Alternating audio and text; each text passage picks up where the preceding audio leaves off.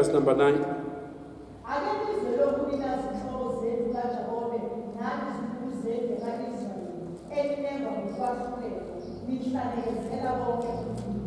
Yes. Now these people are tell in brackets when you read that prophecy, hallelujah. But there, I think we may have read the wrong scripture there. Some meaning is wrong. Check chapter. Yeah. They told it.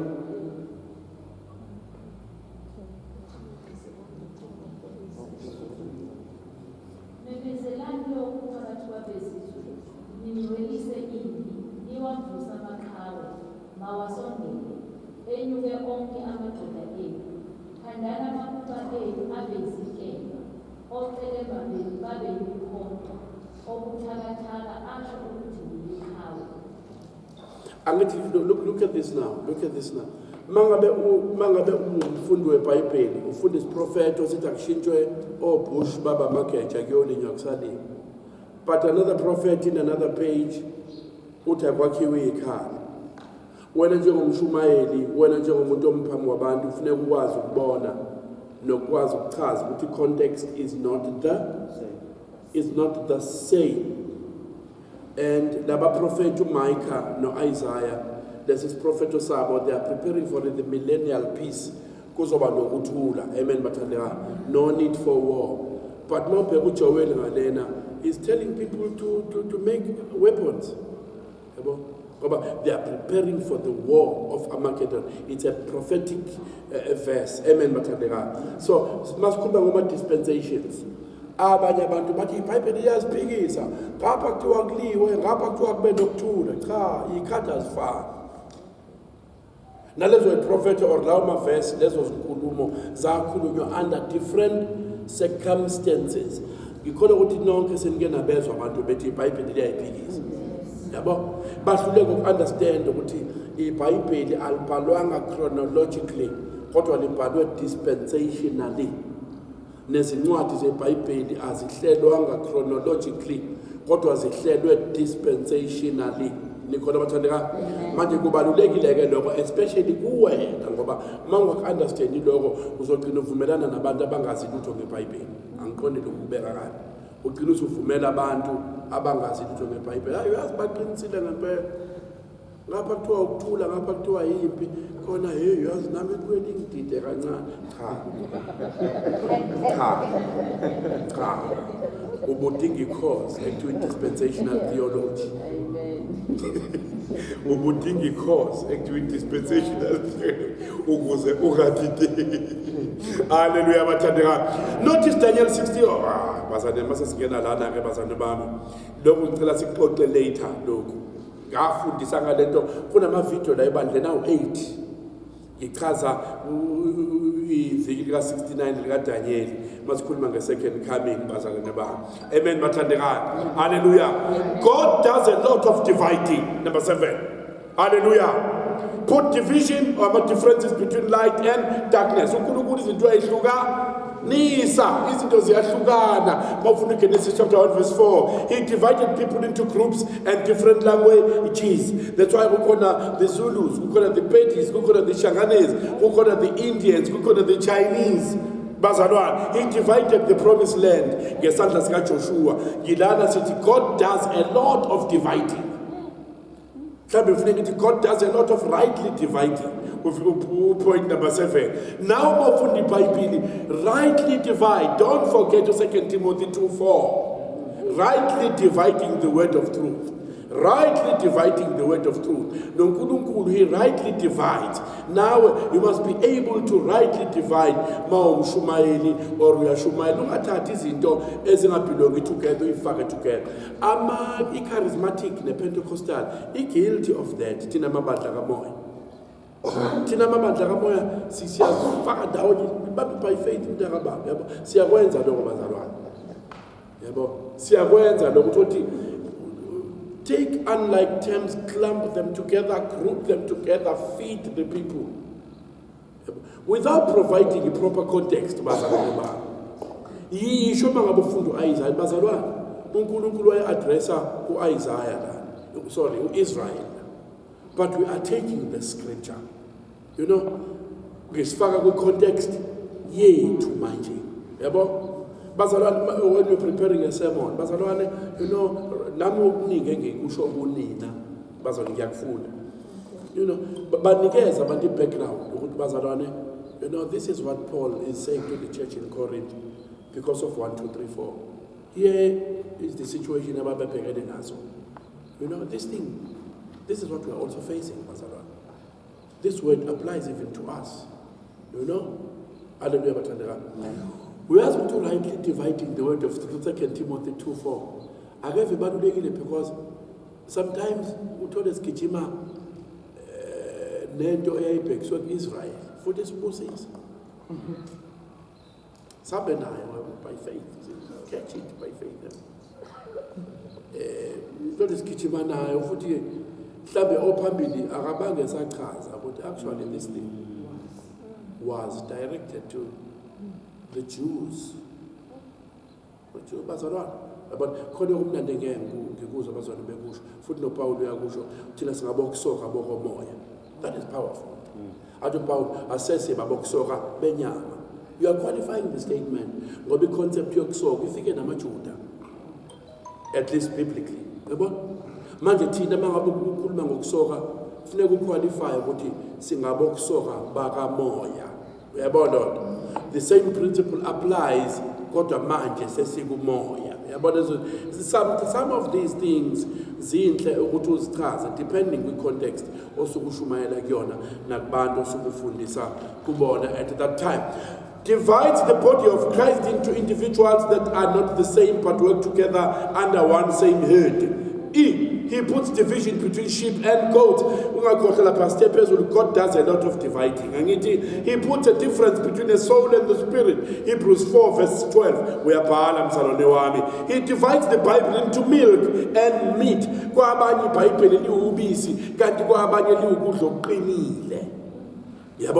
He does a lot of dividing.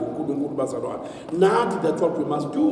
Uma singabothisha bezwi lenkosi bazalwane bam. Hallelujah.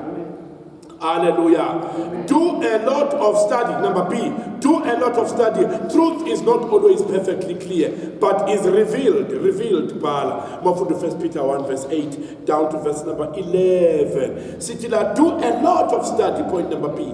Do a lot of study. Truth is not always perfectly clear, but is revealed. Revealed. The more kade angazi bengikhulumaphi noma ngishumayela la ngesonto ngikhuluma ngesinkwa sokubukwa. Yebo, isinkwa sokubukwa, isinkwa esasidliwa abapristi, ingcebo zikaNkulunkulu kuphela.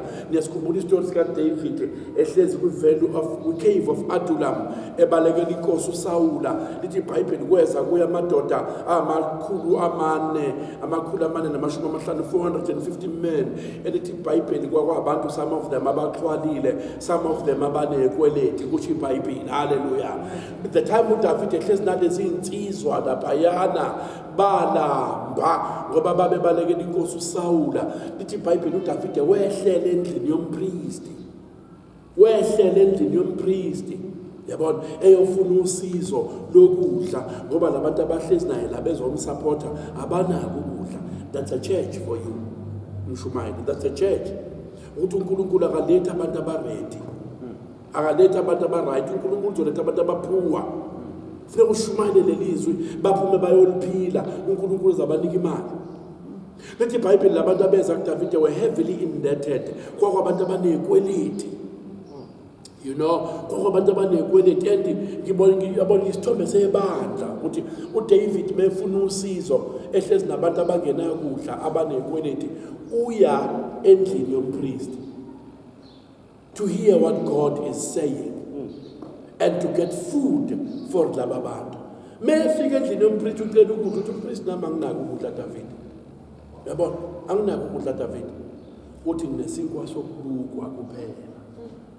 Show bread, nesinkwa sokubukwa kuphela. Yabona? And umpristi mathi David anginaki ukudla ngesifo sokubuka kuphela. It's because umpristi wayazi ukuthi isifo sokubuka mase seso expire sasigudluzwa ngokwe Levitical priesthood sasikhishwa bese yasidla umpristi.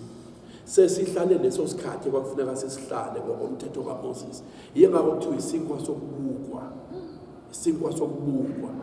Yabo? Uthi David mangekho kudla la uthi nginike sona isinkwa sokubukwa. That was something. Uthi nginikeze. uDavid one was not a priest. Sasingathintwa umuntu lesisinkwa. Yabo? Uthi uDavid nginikeze sona bese uDavid ngoba abafana bami bazilondile. That bapilipile njani? Emhlophe. When they eat it, they won't die. Why bafaka kwi-risk enkulu ngabo David? 450 wabantu bahlezi naye lapha emgedeni. Uyobathathela isinkwa othi mawusidla ube ku-trouble. Uthi no, give it to me. But before baqoqa yesinkwa, mefika umpristi uthi David, remember the sword. Hey. Owayithatha Goliath. Would I have it here? That's powerful. Here is a man of God. Here is a servant of God. Down and out and discouraged. We are in the presence of the Lord and the new priest. Uyokhunjuzwa ngobuqhawe bakhe. Here is your crown. You once conquered wena uGoliath. Usemncane uyinsizwa. You know? Ngobani masize ebukholeni kaNkulunkulu. That's why we are reminded of our victories. When we are down, David needed no any other type of motivation except that what he got there in the house of the priest. May we go to the right places. May we go to the right places when we are down and out. Amen. Ebalekela uSawula waye endaweni enjani? La afika khunjuzwa khona ukuthi ungubani.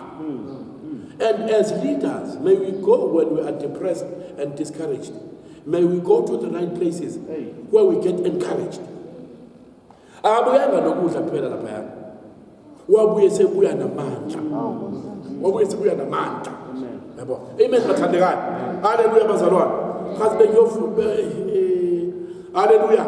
Manje leso sinkwa sokubukwa ke ngithi lana 12 of study. Truth is not always perfectly clear, but it is revealed. As you study the word, uNkulunkulu uyazembula kuwena.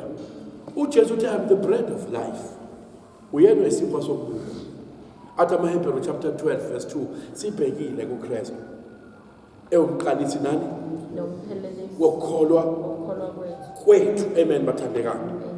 Okay, let's move. Peter did not understand all of what Paul was writing about, but that just means the student must study harder and allow for the meaning to be for another time.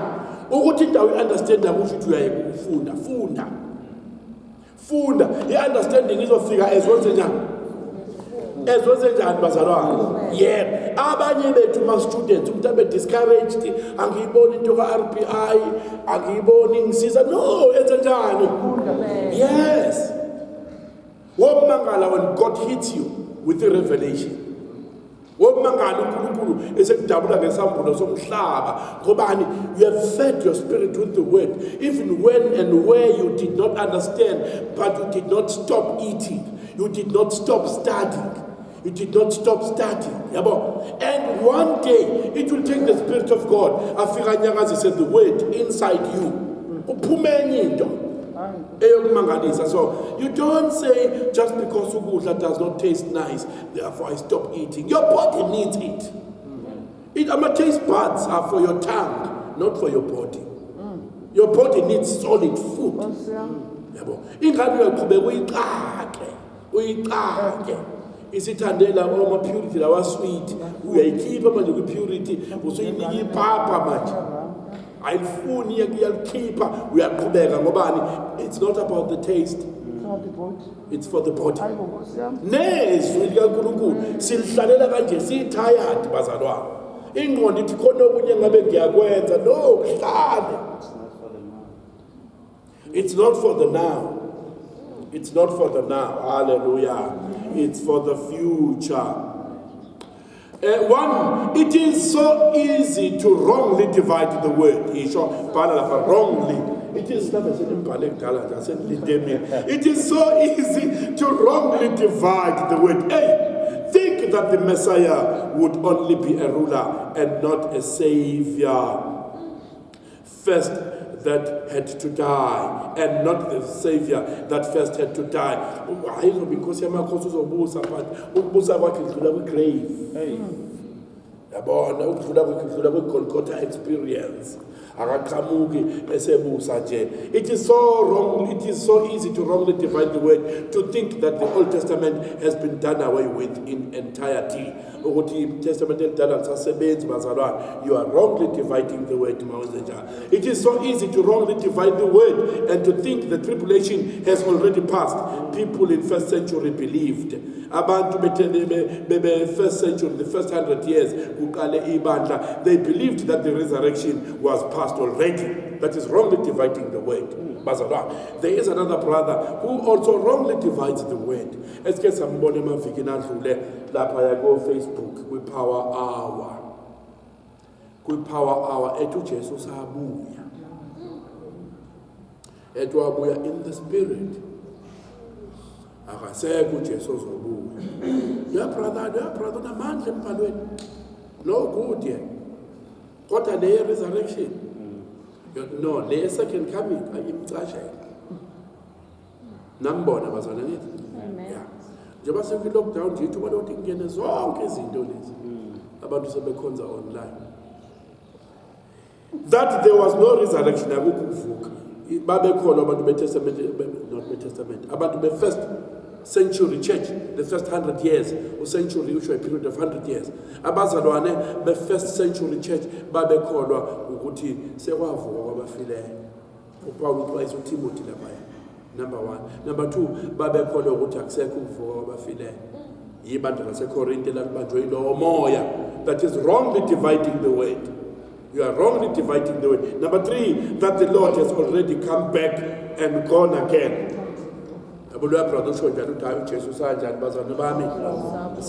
Number D, to divide the Bible up into fables and mysteries and poetry and philosophies, etc., instead of accepting it all as truth.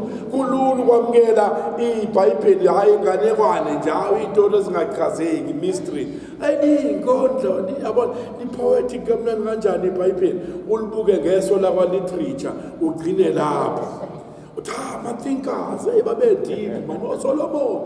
are philosophizing the word. Those were deep guys, man. Those were deep guys.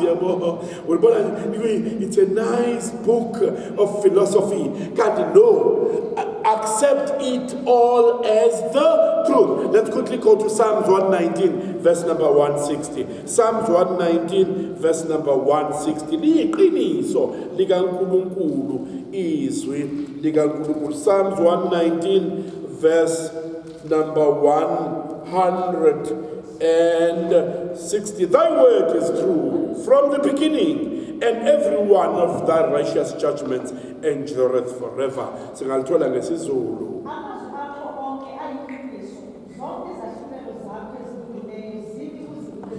Amazwi akho onke ayiqiniso, zonke izahlulelo zakhe ezilungileyo zimi kuze kube phakade. Wena njengestudent seBhayibheli ku-understande lokho. Ku-understande lokho ukuthi mawufunda iBhayibheli nje awusho ukuthi imnandi manje poetry imnandi kanjani. Hey, there's a lot of literature right there. Khona ifundiswa masezisho njalo yabo. Lapha kwa-education uJesu uthathwa as a great teacher bagcine lapho. Angazi ke manje kudala ama-college of education babemthatha njengogreat teacher. Example, bamthatha nje academically kuphela, bamgcine lapho yabo.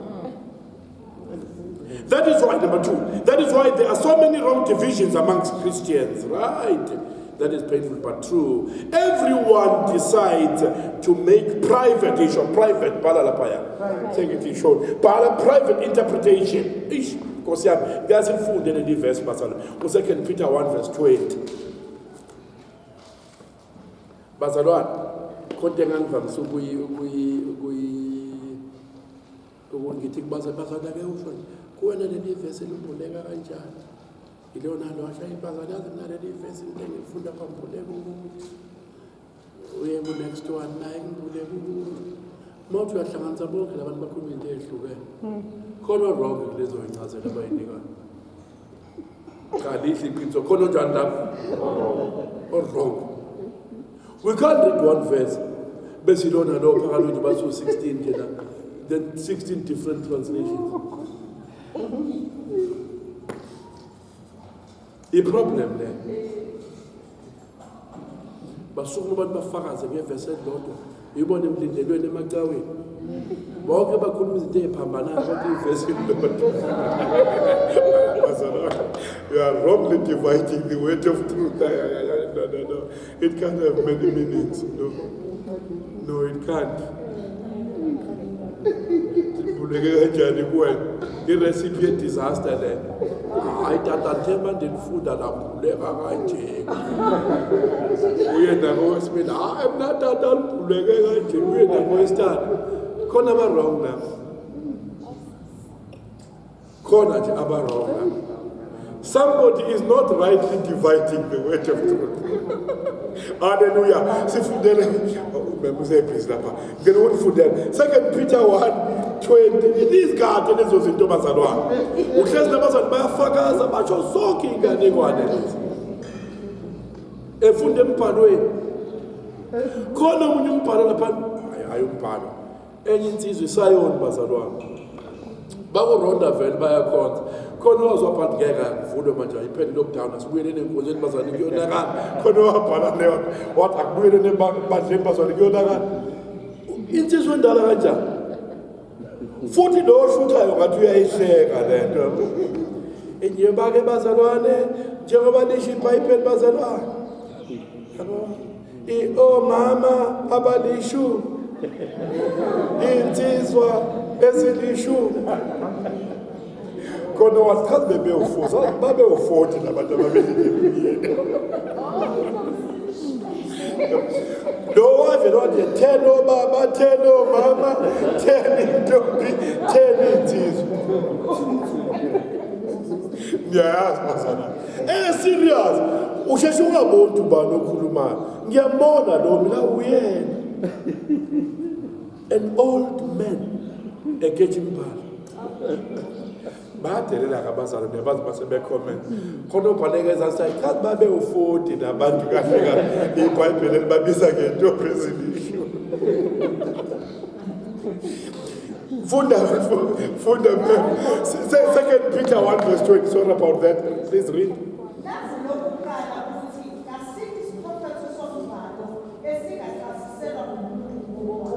Hey, Kosia.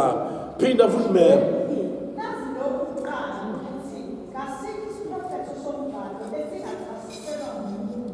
Ngiyamthanda methi no prophecy of scripture. Peter took this as a prophetic book. Methi no prophecy of scripture. No, nothing written here is for private interpretation. Private ngoba baningi abantu abaqhamuka nama-twisted interpretations bazalwane babo. Peter, know this first, or knowing this first, no prophecy of scripture is of private interpretation. Ukuyiphinda lento bazalwane yake bakhona nala ebandleni eminyakeni edlule bazalwane babo. Yabo wena umuntu wayeyibekezelela nje ngeke uthi asibekezelela sasesehlathini sonke bazalwane lento ngisho ngeke sifunde ivesi elilodwa udweba uliyisele nomnyadweba liyisele nomnyadweba liyisele. It has to mean one thing. Please don't tell us ukuthi wena limbuleke kanje. That revelation is contradicting the harmony and the character of Christ in the Bible. Baningi abantu abaye bathi leli verse limbuleke kanje kumina mzalwane. Isambulo sakho kufuneka sisiteste phela ngokwempala. Ngoba no prophecy of scripture is for private interpretation. Mawuthi kuwena lambuleke kanje ngivumele ngikuhlole ezwini. ukuthi indlela elambuleke ngayo kuwena i-right yini. Uma usuphatheka kabuhlungu uma sengikuhlola ezweni usufuna yakhe interpretation ibu-private. Kanti no prophecy of scripture is of private interpretation. Musuqhamuka neyakho kuphela incazelo yaleli verse. Esithi masiyayicheka ukuthi is it in harmony, is it in sync with the other scriptures? Uthothi iyaphambana yabo. Bese umuntu ethi hayi nimbuleka kanje baba. Imbuleke nje kanje futhi angikho. Sikhonele. Uyazi konke engayisho la enkonzweni meniyeza kokwentozayo babi noma uNkulunkulu embula ivision noma uNkulunkulu embulana sicela ukuthi sivumele ebandla sibheke la. Masingasatholi lana sivumele futhi ukuthi singayithathi leyo nto. And leyo nto ngayisho la ebandleni meniyeza ko bengakabikho abaprofeti abaningi kangaka nalezi zinto ezenzekayo njengamanje. Amen. Amen. Instead of checking and verifying their assumptions and getting forthright counsel, putting each other through to a test. Yonke ke into kumele yenziwe njani ihlolwe. 2 Corinthians 10:4 and 5. No, 1 John 4 verse 1. Every interpretation must stand up to verification. Pass the test of contextual and scriptural interpretation. Akasithi contextual interpretation. I must be mindful of the context. You know, spiritual interpretation, I have had in a smith of you know, and hey, Bazalibam. Culprit number 1, see, realize that God's ways, Bala, realize that God's ways change, but never his character, Bala. Indlela uNkulunkulu asebenza ngayo iyashintsha bazalwane. Bashumayeli, ma-Bible student, kwazini futhi nikwamukele ukuthi indlela uNkulunkulu asebenza ngayo njani iyashintsha. Uyena ongashintshi kodwa indlela asebenza ngayo injani? Yebo. Hayi Jehova wasikhipha ngenduku kaMose sicela ukungena ngayo futhi eKhenani. Webhatata yase yalahleka kudala. Futhi uNkulunkulu wayefihla nje leyo nto. Yafakwa lapha kwithabanekeli, niyakhumbula? Yeah. Niyazi ukuthi listen to this. Uyazi when you do a study, when you Google and check a study about the tabernacle. The tabernacle of Moses. Uyazi ukuthi even today others will touch on that. Zikhona izinto uNkulunkulu engicabanga imina lo osho njalo anginalo ivesi. Zikhona izinto engicabanga ukuthi uNkulunkulu uyazifihla ngamabomu bazalwane. Ngoba ukube besizibona ukuthi zikuphi besoyenza ishrine leyo la ngabe kuyokhulekwa khona. Imagine ukuba induku kaMoses siyazi ukuthi eyavululwa ngemofa abe kwakaphethiwe lapha kwakhonjwa ngayo uFaro waqaphisisa ukufaka abe ukube siyayazi leyo nto ngicabanga ngabe kwenzekani kakhulumani bazalwane. Njengoba kunamhlanje sine problem yosawoti base River Galilee abadayiswayo kunamhlanje.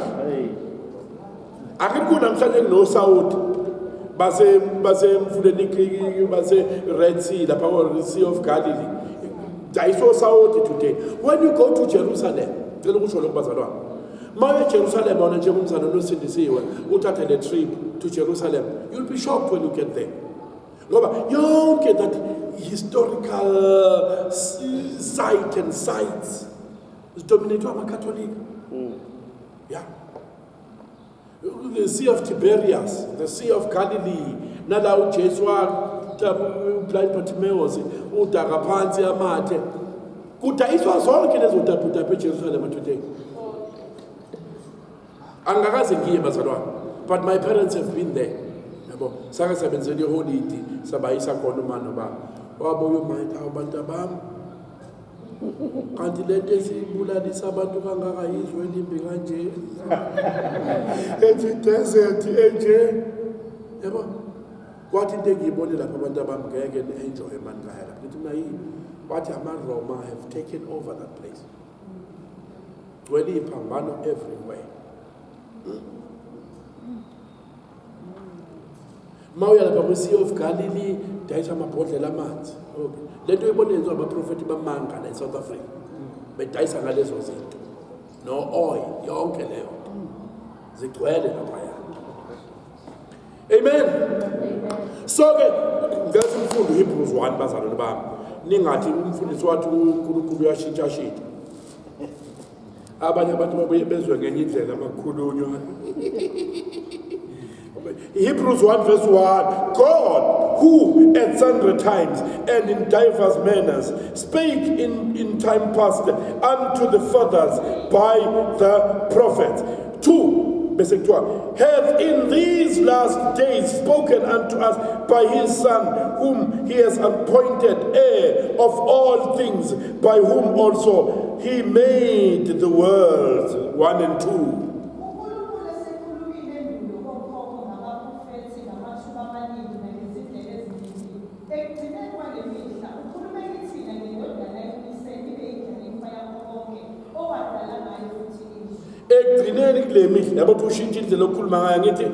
But we also know that Jesus is the same yesterday, today, and akashintsha. Kodwa indlela kwayena uJesu nje personal bazana indlela ayisebenza ngayo. Kwabanye hamba nifese kubapriesti, kwabanye uthatha udaka, yabona yabo kwayena kodwa yena isimilo sakhe asishintshile. Kodwa indlela asebenza determine the primary focus of the Bible, which is salvation. Wena njengomshumayeli kufuneka wazi ukuthi inhloso ngqangi yeBhayibheli insindiso yabantu.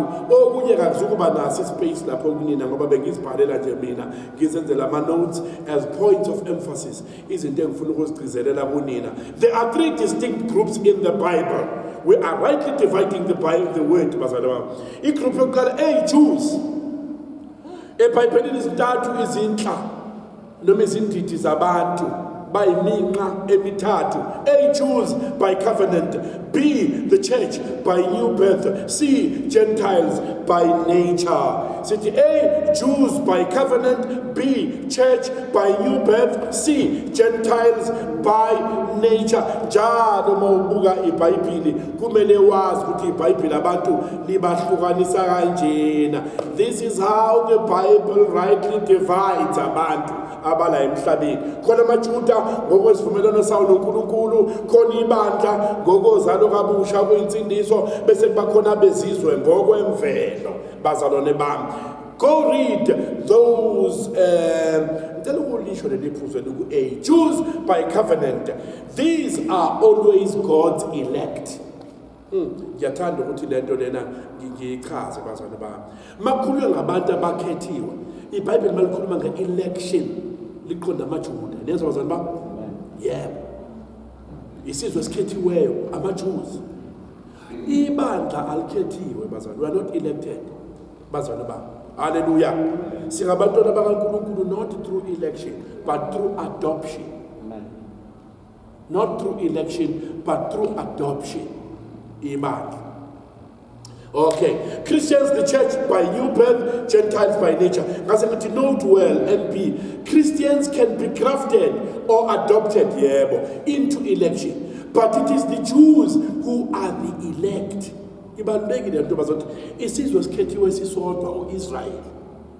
Thina we've been grafted. Ilapho-ke mfundisi usheke mangeke. Remember what I said to you. Ngithi that brother uKevin. Ubrother uKevin khona ezinye izinto ayishoyo right kuzona. Khona izinto ayishoyo biblically right kuzona. Yabo? Indawo afike waduka kuyona kuphela yileyo ukuthi uJesu usabuya. Yabo? But ibandla is not elected. Ibandla is adopted into election. Ngoba abantu aba-electwe kuqala are the Jews, isizwe sikaNkulunkulu. Nikhona bazalwane bami? Then ibandla la adoptwa through grafting. We've been transplanted. Ngicela ukuyichaza le nto bazalwane. Khona benze agriculture. Sometimes you would connect grafting and budding. Principles of transplanting or agriculture or grafting, no budding. Where I go into a tree, an orange tree, cut the branch. Bese ngiyothatha mhlambi inantshi, a branch yenantshi, and graft it into the apple tree. This Masagu together, it looks like an apple tree, but a Nike tree has been grafted into the apple tree. That's what he did to the church. Through Christ, we've been adopted. To Peter, we were foreigners in relation to Israel, strangers to be born again. But now we are no more strangers. We are no more strangers and foreigners.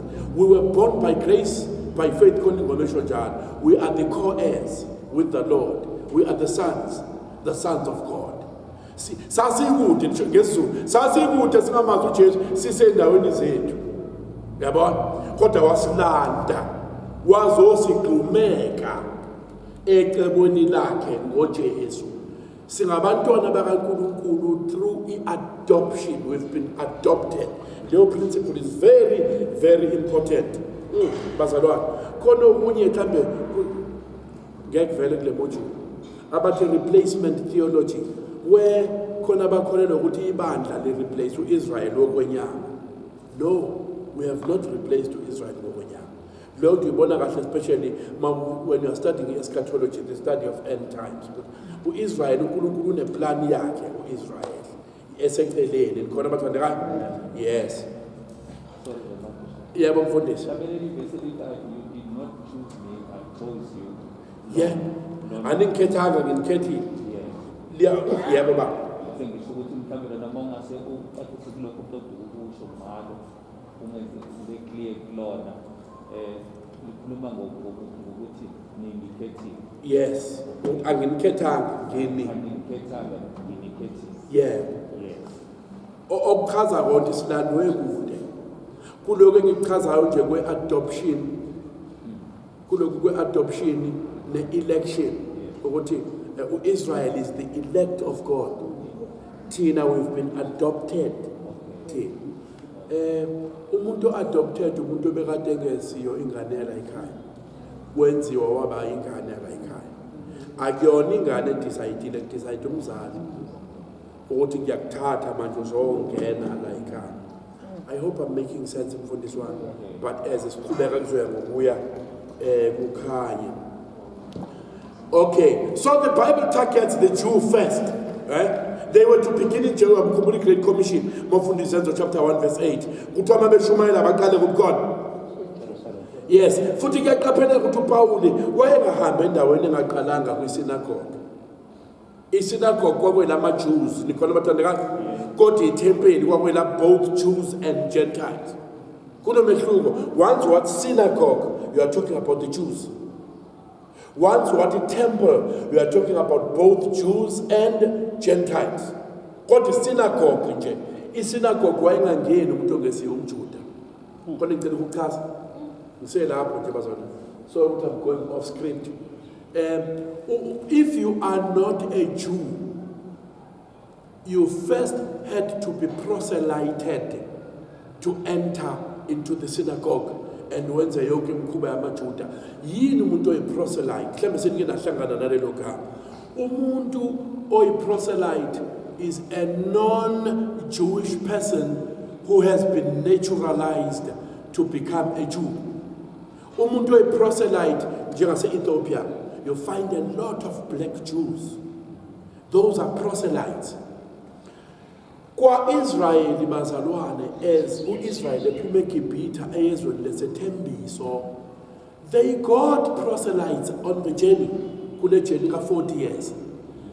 Kwezinye zezizwe ababezinqoba, babe bathatha abanye babe ama-slaves abo as behamba.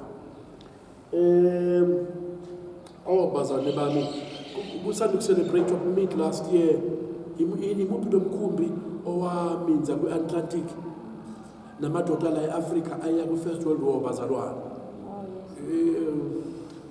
Ngizolukhumbula igama lalowo mkhumbi. Kade celebrate leyo nto in England towards the end of last year. Kwakunama-blacks amaningi aye lapho ayeyolwa kwi-First World War. Remember ukuthi thina njenge-Africa we were not involved with First World War. Sangena because we were still British colonies then. They came to harvest soldiers in Africa to fight their own battles overseas. Yebo, ngizolikhumula igama lalomkhumbi lokho libaleka lemqondo nami, lokho libaleka emqondo nami. No Israel ke kwakwenzeka into enjalo. Bakhona abantu whom being not Jewish but bagcine beyenza yonke imikhuba yama-Jews. Labo bantu sibabiza ukuthi ama-proselytes. Those people are called proselytes. They got naturalized. Fana nomuntu la eSouth Africa ongayona eSouth African. Kodwa angazi ukuthi umthetho ethini ukuze uthole citizenship. You are getting naturalized. Kodwa uzalelwe eSouth Africa. Nesizwe samaJuda sasinabo abantu abanjalo esibabiza ngokuthi bama-proselytes. Amen bathandekayo. So ke ngizama ukuveza ukuthi wawungangeni kwisinagoge ungelona iJuda. Only if you were a proselyte, you were allowed to enter into the synagogue. Hallelujah. The nature of most Bible will be for the Jewish mindset. So when a scripture doesn't make sense, it may be because it is being directed at a Jewish context to reach the Jews with the gospel. Primarily incwadi yama-Jews. Kubalulekile understand le nto kunemikhuba yama-Jews okunye singeke siku-understand because kuyinto directed to the Jews. No Jesus khona ikhathi la bekade ekhuluma khona uthola ukuthi ukhuluma kubantu abama-Jews. Yabo, khuluma kubantu abama-Jews, khuluma kubantu abama-Jews. And mawumlalele ekhuluma esekhuluma ulimi lwamaJuda wawungacishe noma ekhuluma iculture yamaJuda wawungacishe uthuthuka inhlamba khona okwabhala la Facebook noma kuphatha omunye umama wathi ephapha ngakho lokuqina kokuthatha izinkolo zabantu kefuzele yakuJesu afike kwabizwa ngenja lapha ungazwa ayofuna watshelwe ezikabhoqo ngenthatha isinkwa sabantwana ngisinika izinja awazi ayofunana ezethukwa. You see, you do find those things. Ubone ngathi uJesu is being harsh manje. Yabo. Kanti nakukwazi ukuthi nama idiomatic expressions. Izaga izisho ingcezu zenkulumo zesizulu engathi mangizikhuluma a person who is non-Zulu acabanga ukuthi ngithuka inhlamba. Kanti ngikhuluma isaga. NakwaXhosa I would believe namabhaca kunjalo. Mawukhuluma ulimi lwakini nje lwakowenu umuntu oyi-outsider angacabanga ukuthi uthuka inhlamba. Yabo. Izinto ezinjalo. So neBhayibheli ke sizoba khona izinto esingezuzi understand abazalwane. Luke and Acts is written for Gentiles. Hence the details. Ngizibhale lokwami ke lokasikho space sokubhala. Kodwa mawubhala ungakubhala nje lapho ngoba phela that book is yours. Yabo. Luke and Acts is written for Gentiles. Hence the details. Greeks and Gentiles were very much detailed in their thinking. Both these books make a third of the New Testament. Incwadi kaLuka nencwadi yezenzo zabapostile bazalwane bami ibhalelwa abantu bezizwe. Yingaki nama details bazalwane of the four gospels. Matthew, Mark, Luke and John. Uzothola Luke uyena nama details kakhulu ngoba i-target audience kaLuka abantu abangesiwona amaJuda, abantu bezizwe nama-Gentiles. Sorry, ama-Greeks. Ama-Greek were very analytical in their thinking. You know what you know, maths, no Pythagoras theorems. You know these formulas. You know, or maths or science. Of course, you need debate now. Not in Africa. We want a piece of the share. So to come back Egypt. You know, but ama-Greeks were very analytical in their thinking. Uluka mebala. Ubalela abantu bezizwe namaGriki, the story of Jesus. Yingaki incwadi kaLuke inama details nencwadi yezenzo inama details. Izenzo zabapostoli besetshenziswa umoya ongcwele. B. The Bible is a Jewish book sengingakusho lokubhala written by Jews and primarily directed at the Jews. Mawufunda John 4 verse 22. Therefore, do not Judaize the church. Do not Judaize the church. We are not the Jews bazalwane. Noma sifunda incwadi egcwele uJuda I remember some many years ago, masixoxana befundisi kokudala okusekhona nabanye abazana abangasekhona ebandleni manje You know, as qaleka amabandla, qaleka nama-local churches kwezinye indawo nakomzimkhulu, I would say kuma-leaders ala ebandleni, bazalwane, don't change abantu. Uma bafika bekhonza kanje, don't change abantu. Especially indlela abakhonza ngayo ingaxabene ne-scripture. Ngoba ama-cultures awanjani? Awafani. That's why I was talking about as a church. We only have 6 local churches. 6 or 5, 6 local churches. But I know Mangiwadaya, but I'm in a completely different space. Mangiwadaya, I'm in a completely different space. Kwa Hammersdale, I found at all Nomsenkuru. Yabo. Ngoba, our backgrounds are not there. Yes. Manje tina kanje ngabashumayeli funeka understand leyo. Of course, our principles funeka sifana ngoba we are one denomination. But the expression of those principles is not going to be the same. Khona omunye mangabethandaza akuthi qosololo engakadwebi njenge English yabona. Ngeke ngisukela ngiye le emoyeni ngifuna bathandaze ngesikisi. I can't do that. Yabo. Kanti umama lapho ufuna ulimi lwako wabo abiza uThixo. Yabona. So leyo nje we must understand it. Do not Judaize the church. Do not take things promised to the Jews and claim them for the Christian if it doesn't say you can. Go into the church of Judah, bazalwane, uclaim ipromise yama-Jews. Julube manzi uclaim isprofeto esingakuthinti mzalwane. We must not Judaize the church. Okay, see, God's design in choosing Israel was to get the Gentiles saved. Hallelujah. Number 3, Gentiles next. Isenzo 10 kuya verse 15 sengena nabezizwe ke manje evangelism kumele kube khona ngaphandle. The Gentiles get the same Bible, the same gospel message, but they must understand some distinctly Jewish concepts. It's true mangabe unika umuntu iBhayibheli ukuthi noma ngesiyi umJuda kodwa once wanginika leli iBhayibheli ngizohlangana nezinto ezizongixaka. Yabo ngoba ezobani ezamaJuda. Mina njengomfundisi kufanele ngiunderstand lento. Kunama concepts, for instance, ngicela ukuchaza bazalwane. I-concept kasin is a Bible concept. I-concept yesono is a Bible concept. Labantu esibeka amatende kubona sishumayela, abantu abahamba imgangela lapha bayishayela induku, into